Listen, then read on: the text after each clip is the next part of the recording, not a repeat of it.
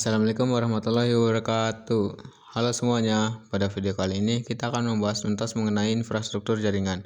Perkenalkan, nama saya Maulana Ibrahim dari kelas 10 DJKD 2 Sekolah SMKN 1 Lemah Abang. Sebelum kita masuk ke dalam materinya, mari saya bacakan apa saja yang akan dibahas pada video kali ini.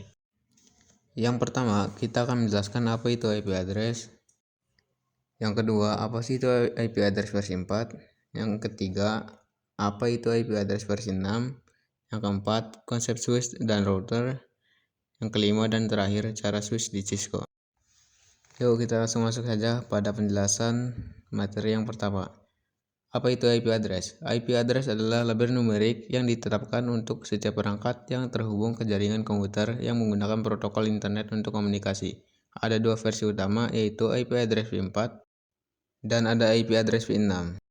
Yang selanjutnya ada apa sih itu IP address v4? Masuk ke penjelasan singkat tentang mengenai apa itu IP address v4. IP address v4 adalah alamat 32 bit yang biasanya disajikan dalam 4 oktet desimal, masing-masing 8 bit, dipisahkan oleh titik, misalnya 192.168.1.1. Ini adalah protokol yang paling banyak digunakan. Selanjutnya adalah total IP. Karena menggunakan 32 bit, total alamat IPv4 unik yang dapat dialokasikan adalah 2 × 32 dolar, yaitu sekitar 4,3 miliar alamat. Yang selanjutnya kita masuk pada bagian subnet mask. Penjelasan subnet mask. Angka 32 bit yang membagi IP address menjadi dua bagian, network ID mengidentifikasi jaringan dan host ID mengidentifikasi perangkat dalam jaringan. Fungsinya yaitu digunakan oleh perangkat untuk menentukan apakah IP tujuan berada di jaringan lokal yang sama atau di jaringan eksternal memerlukan router. Contoh umum 255.255.255.0. Selanjutnya kita akan membahas apa itu IP broadcast. IP broadcast adalah alamat khusus yang digunakan untuk mengirim data ke semua perangkat di dalam jaringan subnet tertentu. Karakteristiknya adalah semua bit di bagian host ID-nya bernilai 1. Yang selanjutnya adalah IP range atau jangkauan IP. Penjelasan singkat tentang IP range adalah rentang alamat IP yang dapat dialokasikan ke perangkat atau host dalam subnet tertentu. Karakteristiknya adalah dimulai dari IP setelah network ID dan berakhir pada IP sebelum IP broadcast. Selanjutnya adalah IP public. IP public merupakan alamat IP yang dapat diakses secara langsung dari internet atau global. Alamat ini unik di seluruh dunia dan diberikan oleh SP atau penyedia layanan internet. Digunakan oleh router atau server untuk komunikasi global. Setelah IP public, selanjutnya yaitu ada IP private. IP private merupakan alamat IP yang digunakan hanya dalam jaringan lokal atau LAN dan tidak dapat diakses langsung dari internet. Alamat ini dapat digunakan berulang kali di berbagai jaringan private di seluruh dunia. Range standar IP private atau RFC 1918. Kelas A 10.0.0.0 sampai 10.255.255.255. Kelas B 172.16.0.0 sampai 172.31.255.255. Kelas C 192.168.0.0 sampai 192.168.255.255. Setelah IP address v4 ada pula IP address v6. IP address v6 adalah alamat 128 bit yang disajikan dalam 8 kelompok 4 digit heksadesimal. Dipisahkan oleh titik 2, misalnya 20.0.1.2.0.0.0.2.0.0.0.2.0.2.2.0.370.2.7334. Dikembangkan untuk mengatasi keterbatasan jumlah IP pada IPv4.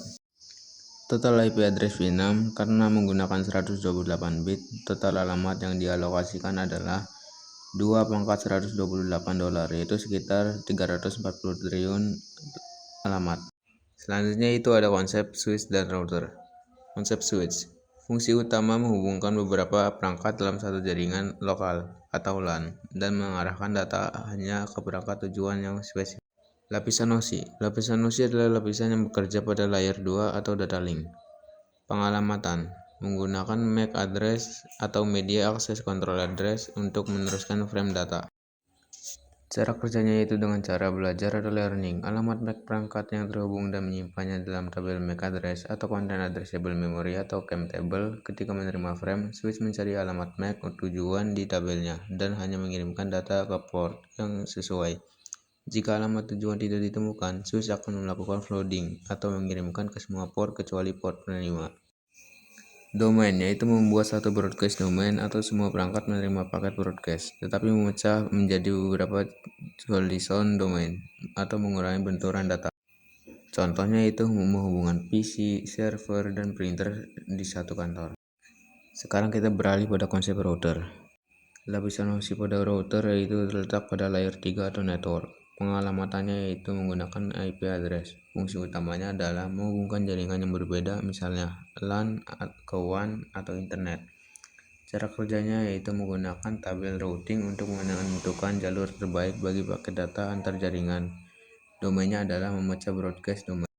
Setelah mempelajari konsep router dan switch, selanjutnya kita mengetahui cara switch di Cisco. Cara switch di Cisco yaitu konfigurasi switch Cisco dilakukan melalui Command Line Interface atau CLI. Mode dasar 1. User Access Switch Enable 2. Privilege Access Switch Configure Terminal 3. Global Configuration Switch Config. Konfigurasi pentingnya ada nama perangkat di global config atau hostname, pengamanan akses untuk mengatur password untuk akses konsol line konsol 0 dan VTY atau telnet line VTY 015, enkripsi password, service password encryption, menyembunyikan password di konfigurasi port, masuk ke interface, tipe nomor, lalu aktifkan no shutdown dan beri label deskripsi teks. Ada juga yang namanya VLAN atau virtual LAN. VLAN membagi switch basic menjadi beberapa logis memecah broadcast domain. 1. Membuat VLAN di global config, VLAN ID, name. 2. Menugaskan port di interface config, switch port mode access, switch port access VLAN ID. Penyimpanannya dengan cara konfigurasi harus disimpan agar tidak hilang saat reboot, copy running, config startup, dan config. Itulah materi yang bisa saya sampaikan mengenai IP address, subnetting, hingga manajemen perangkat switch dan router. Semoga video ini bermanfaat untuk teman-teman semua. Terima kasih sudah menonton sampai akhir. Jangan lupa untuk terus belajar. Sampai jumpa di video berikutnya. Thank you.